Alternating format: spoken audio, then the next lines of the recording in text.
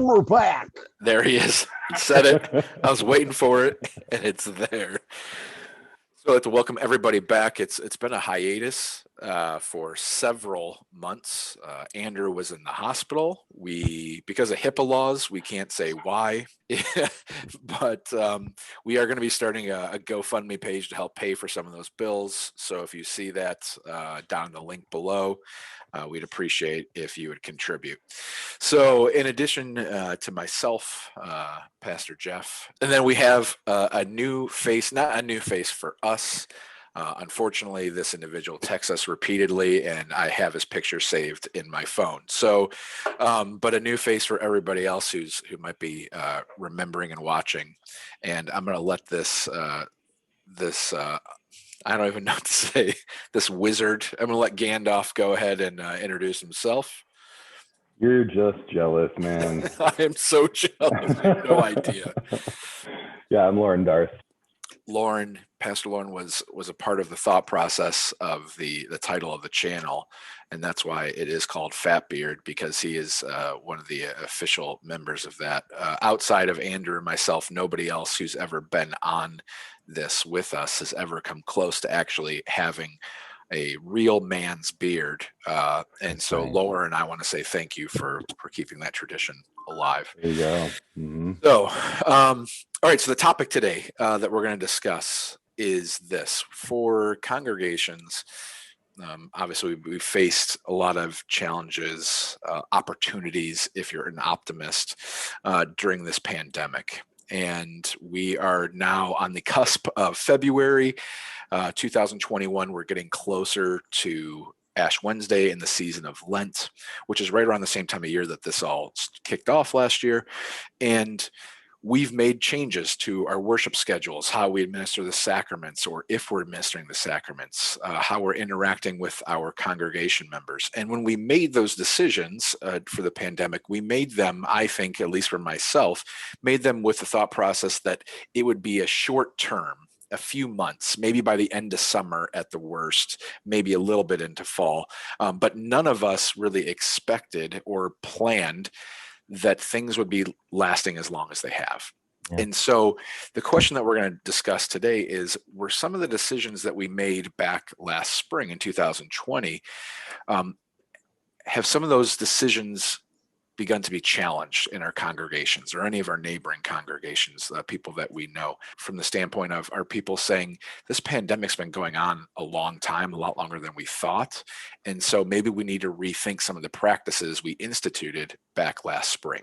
I think we've all had different experiences, or at least varying experiences, and from our discussion prior, I would like to say that I think I've had probably a different experience than Andrew and Lauren. And so wherever we can contribute, we'll do that, or just reflect on it, on somebody else's experience. So far, have people accepted the practices that you guys have instituted, that your congregations have instituted, or have people pushed back at all and said, we need to adjust because the time frame of this is just too long? Well, I don't know how it's been around here, but we have been up and down in terms of COVID infections and rates, relatively, I want to say, higher than a lot of people I know, a lot of my peers in other places in the country. So, I mean, initially it was kind of the same feeling where we're just like, oh, well, okay, this will only be at the most a month or whatever. And then here we are. There really wasn't a lot of pushback when we closed. It was kind of, I don't know how else to describe it. It was just kind of well, let's make sure we have our ducks in a row and okay, so how do we do these new things? Pastor, how do we do that? All right, I'm going to jump in because knowing where your guys' position and not necessarily getting much pushback, how have you gotten at remote worship compared to where you started at, like your ability level back in the spring? Because I know I'm completely in a different world of what I'm able to do now with remote than I was back in the spring. So maybe talk about that a little bit. So they want you to get your ducks in a row. Did you know what that meant? No, it was yet another baptism by fire for me. Quotes, air quotes. I mean, it's got better because I'm pretty much the technology department at our church. So we record at different times, and then the last month or so, Saturday mornings, I spend 3 to 5 hours putting everything together, load it up, and put it on YouTube. That seems to be the best thing. Just and again, over this last year, just talking to people because they seem to enjoy what's become. I'm going to say these words, which are so overused, that what has become the new normal of worshiping when they want. I mean, initially it was, oh, well, we got to watch it on Sunday. It goes live at when our worship usually was, which was 10:15. And now I'll talk to people on the phone and it's Thursday and they're like, oh, how did you know? We just watched worship this morning from past Sunday. And it's just, and that's that's the normal anymore. Was that, Lauren, are you the tech person at your place too? I am now. We actually have a guy that's really done some excellent work in the sanctuary and actually had us getting to the point where we could have started live streaming or recording before the pandemic, but we hadn't gotten to that point. We were just using it more for during worship, so you could see the kids during a program or something like that. We could project them. But it turns out the software I ended up buying to be able to put together worship is the same software he uses. So I think when we get back to in-person worship, it's going to be pretty smooth. We got good internet, even though it's way out in the middle of nowhere. And we had Memorial Committee funds that bought some really great equipment for the sanctuary. So I'm hoping we get to that. I think that's one thing that I'm kind of excited about, that I'd rather this never happened, but we're probably going to be able to keep doing this when we get back. Yeah. So, but now you're to the point where, like I think Andrew and I are similar, where we shoot, whether it's me shooting, part of the video or Andrew shooting part of the video.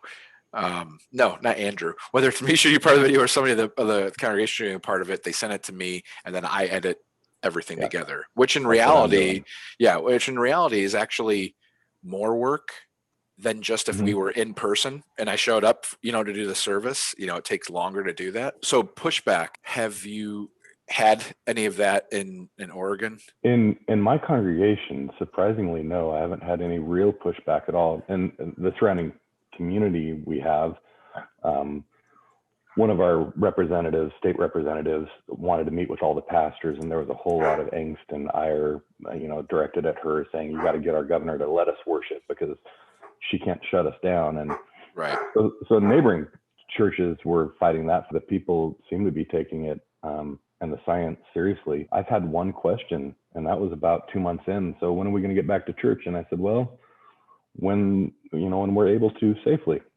And that wasn't even challenging me. He just wanted to know what the plan was. Out of curiosity. So I feel very lucky and blessed in that way. Yeah, me too. And Andrew, that's been your experience for the most part. Yeah, it's been my experience too. It's like, okay, well, we're going to do this. And for the first couple months, I really leaned on, well, the bishop really recommends this. There's been a lot of great communication from our bishop and the synod staff with things. Agreed, same here. And there's been guidance, but eventually, it's our decision, but there really hasn't been a lot of pushback. I've really only ever had someone kind of like what Lauren was saying, gosh, is there any idea when we're going to get back to in-person worship? And I had one person ask me that, but it was like, if you want to call it like at the height of this last wave or whatever. I'm like, well, it'll still be a while. Oh yeah, that's what I figured. But they were just asking. I know. So everybody wants to get back. Everybody wants to, but nobody's being. I've heard horror stories of other pastors where they just get railroaded, and they can see how unsafe it is. And well, I think in our synod, the last time I checked, there were I think there were like 12 pastors in our synod that just quit because they were getting railroaded, and they were having these threats. If you don't do this, then we're going to get rid of you. And so they just said, you know what, it's not worth it, and they quit. Wow, that's intense. But you can't turn your video off, brah. I mean, you can, but I don't know why you were doing it. What was happening that the video had to go up? Just taking a drink of water, and I wanted you to see my dog. Oh, I see. All right. So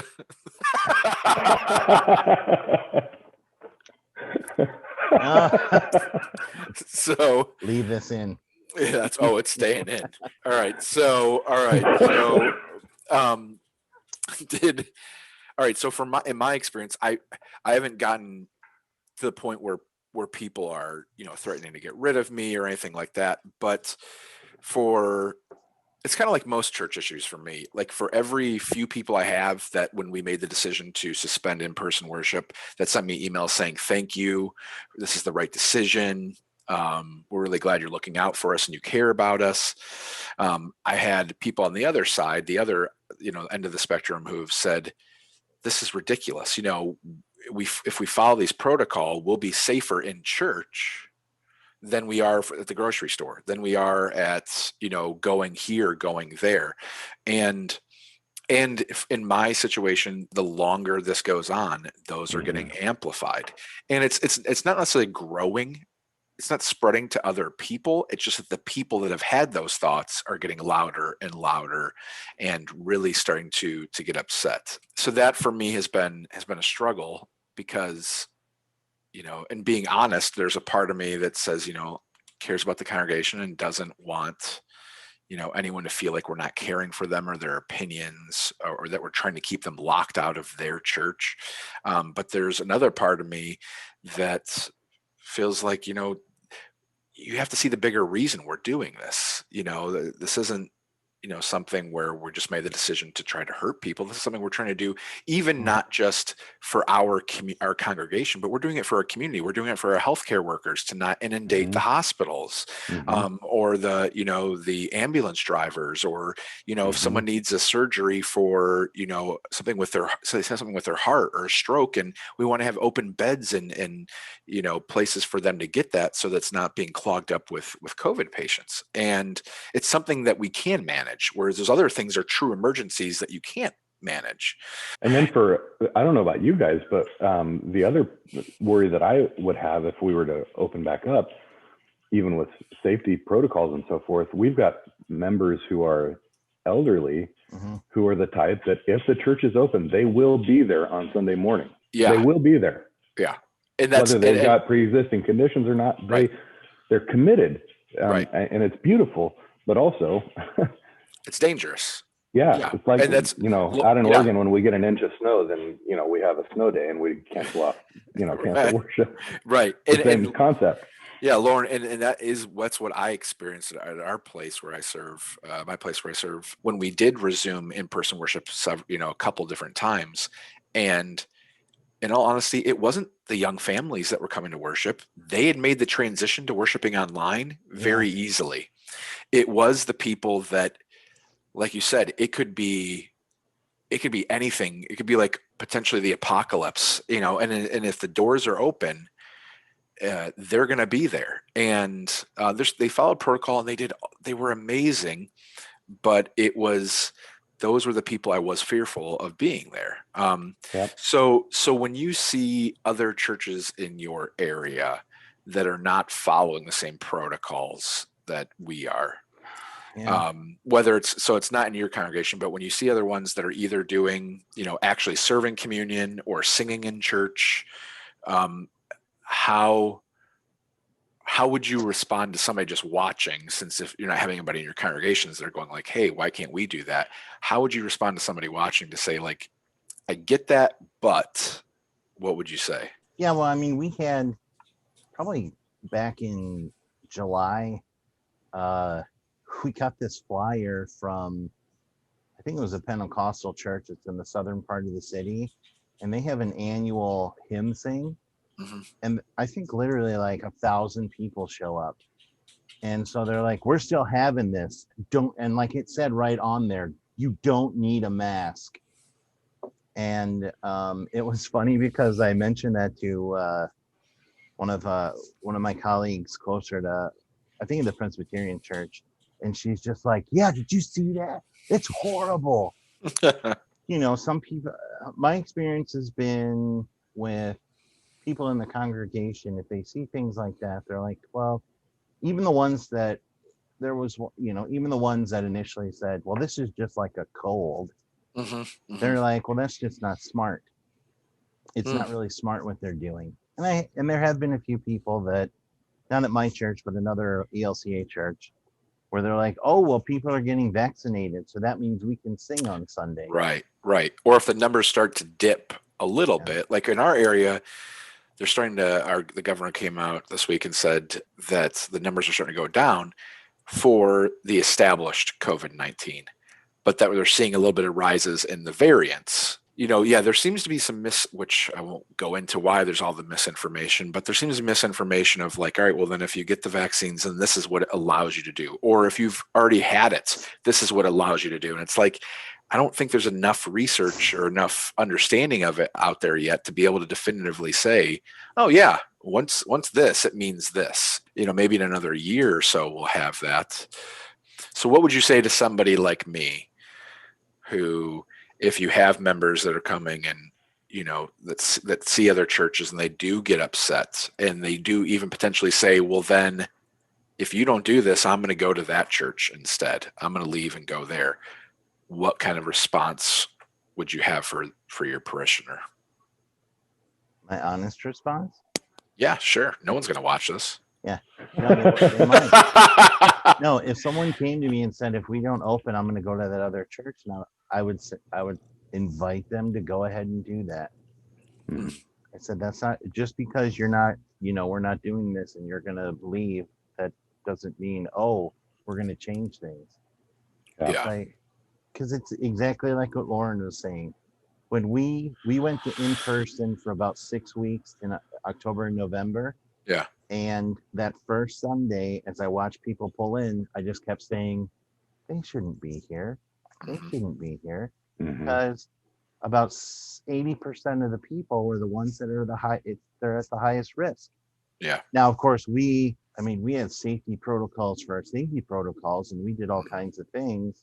But, just going out, there was one lady who hadn't been out since March, and this was her first time out of her house. And she came to church. Now, again, we make church, it's an extremely short service.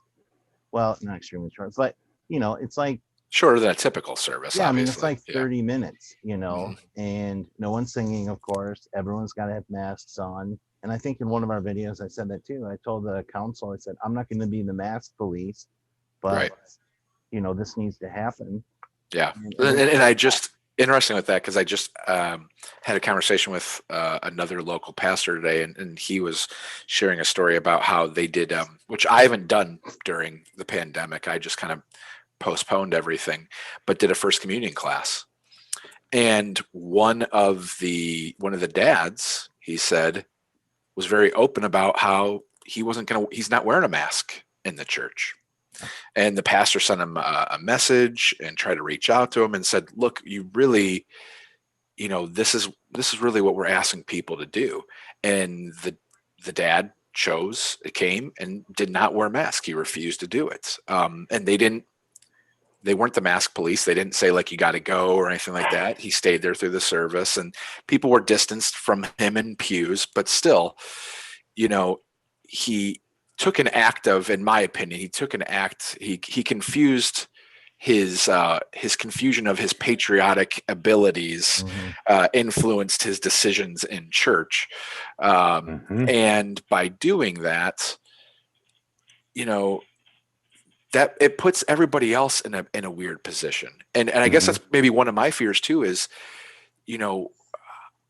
how are we supposed to deal with that? And maybe we'll kind of end with this. Your thoughts on this is, how have we as a church allowed ourselves to be sucked into this American cultural idea of individualism above and beyond the body of Christ, and being there to be a servant for the other? How have we allowed, even in our best congregations, even the ones where we say, well, no one's really pushing back or whatever, it still creeps in other ways. How have we allowed ourselves to be sucked into this? Well, like, I'm this and I have these rights, and almost like having blinders and intentionally not caring how it affects the person next to us.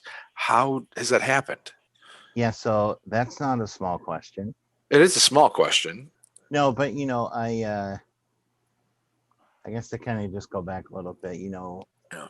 I tried to do my due diligence when we were going to have in-person worship, and I wrote emails and I sent a mailing to everyone, and I said, these are the rules and everyone's going to have this. And I said in there multiple times, I said, if, for health reasons or whatever, you aren't able to wear a mask, you are invited to worship virtually.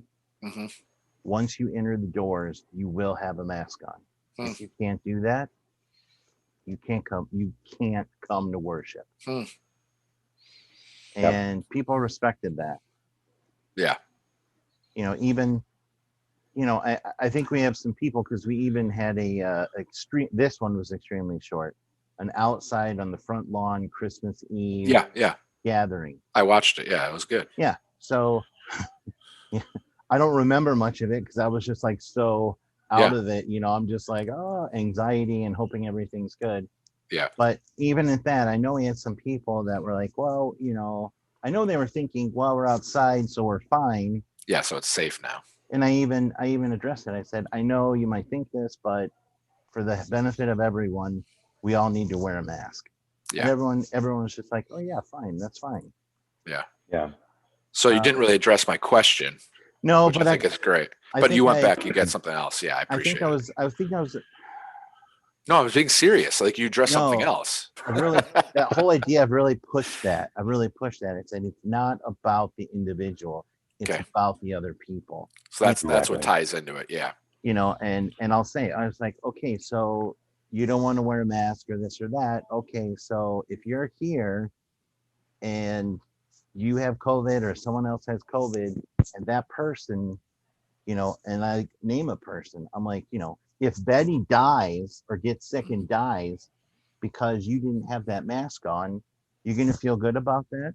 It may or may not have been your fault, but yeah. And I said, and then I said, that's the position that not wearing a mask puts everyone else in. And that's the position you put me in.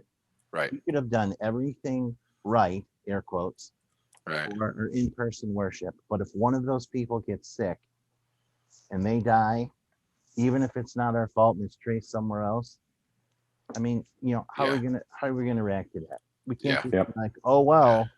Yeah. So Lauren, I mean, is that if you feel like, so my experience in my first call was in a more rural area, and rural areas tend to be a little more individualistic with the ideas of, we have our land and we have this and this. Is that, I mean, do you see that creeping into anything either in your church or community or like neighboring churches, even to say, like, when people get this confusion of somehow of their American rights confused with their Christian responsibility? Yeah. Oh, I'm seeing that all over the place in our area. I mean, it's very visible in the community that people have conflated or the two, or they're not connected to the Christian identity.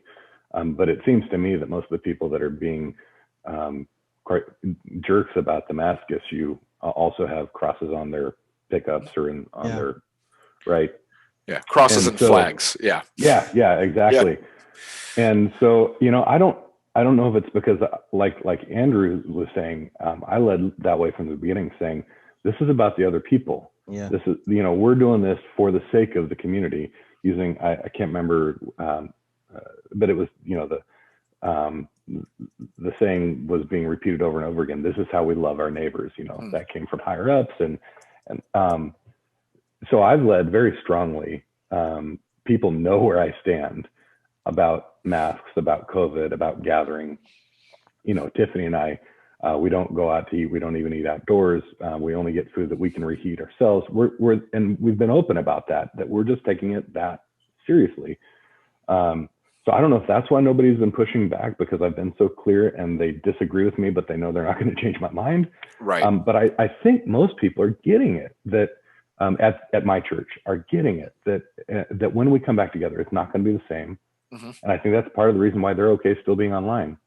Online, we can do everything. It sounds like I'm different than you guys. We're doing communion online. Okay. Yeah. But we do the whole service. We get hymns, everything. Yeah. But if we were to come back in person, you'd have to wear a mask. Yep. You wouldn't be able to sing. You wouldn't have communion. Yeah. You know. Yeah, and it is different. I mean, it is different in that way. And when we were we resumed a couple of times, and I think same thing with Andrew when he resumed in person for 6 weeks. The people were still there that showed up because the service could have been any kind of service, and they were going to be there because the church was open. But and the other thing I noticed was like the first couple of weeks we were there, if we didn't, without having singing, without having, this call and response that we're used to in the ELCA, they didn't have those things in the first few weeks. It was like, well, yeah, this is what we have to do, and as the weeks went on and we were still meeting in person, it was like, well, are you sure we can't just reintroduce this? Are you sure we can't do that? And like, it was just pushing it and pushing it. And so I think that's kind of what happened as well. If like, I'm really concerned about if this is still going on and we get closer to like the weather getting warmer for us, that people are going to be like, wait, like all these other things are going on. We obviously need to do this now. And I would entertain the idea of doing, like you said, for your Christmas Eve, Andrew, I would entertain now, after being gone this long, I would entertain the idea of doing an outdoor service somehow, but that doesn't change. One of the things I've tried to stay clear about, even though people have disagreed with me and have pushed back, is telling them we made these certain health decisions following experts or whomever. We made these certain decisions because they were true last March. Those things are still true now. The only thing, more so, yeah. And the only thing that has changed is that we've been having to deal with it for a long time, but things aren't better. The only reason we would make a decision to go back and resume in person would be an emotional one. It wouldn't be a factual one. And it wouldn't be, to your point, Lauren, it wouldn't be to serve our neighbor. It would be to serve us. We're back. We're not opening the doors or resuming in person because we have all these people in the community that are like, we need to get back in and get to Jesus. We'd be resuming it because people already in our congregation are like, even though we could do this at home, we want to be in this space instead. That's the only reason. And it just doesn't make sense. It goes against the gospel on top of it, but it just doesn't make sense from a practical standpoint. So, if I can just say something too, I think because you asked that question, I can't remember if it was our recording or not, but it's like, well, how are things a bit different now that we're so far into it? I think that's the other thing is so many people now in the congregation know someone that has been positive. And a lot of times, it's oh, well, they were sick and it was like a really bad flu or this or that. But we've had a couple people from the congregation die. And from COVID. Yeah, from COVID. And then I know, in fact, I've lost count of how many people I know that have died from COVID. So when people, so I'm like, yeah. And I tell people, I said, yeah, the thing is, it can be a slight fever or you can die. And I say, that's what frightens me about this virus. I said, and I've seen it. I've seen both, Yeah. I mean, my brother, his whole family had it, all these, and, and then I talk about my wife who is in the medical field, and you have people that come in. I mean, there was one week where every day they were getting 1 or 2 calls from people. They're like, oh yeah, so I was in the other day and I tested positive. Yeah. And then they didn't have a protocol in her office on how to deal with stuff like that. But Katie, she's been tested, I think 4 times because of stuff like that. And luckily it's, and then, Right. But, I just tell these stories and I'm like, this is why I'm trying to be so safe. Thankfully, if this happened 20 years ago, if this happened, any further back, would lack the same resources we have now to be able to get things to people. And yes, not everybody has it. It's like Lauren said, it's not a necessity. It's not. Like, is God a necessity? Yes. Mm-hmm. Do we want to like live out our faith? Is that a necessity? Yes. But in my mind, if anything, it's kind of pointed out how dependent we are as Christians on the worship service in the buildings. Like I already knew that, and I know it's the center of everything we do, so we can come and then go out and be sent. In reality, our ministry is supposed to be so many more things than just that one piece. And I think this has kind of put a magnifying glass on how many congregations that's what it means to be the church, is being there on Sunday morning, as opposed to, no, that's one of the things. It's a very vital, important part of what we do, but that is not that's not who we are. We're more than that. So, all right. Well, for time purposes, I want to thank Lauren for being here. Andrew, I could take you or leave you. And thank you both for the good conversation, and it helped me. And hopefully, if anybody actually ends up watching this, hopefully they'll get something and hear different perspectives, because for me, it's actually also beneficial, because it's not just people hearing it from me. They can see that there are other, pastors that have taken the same approach, and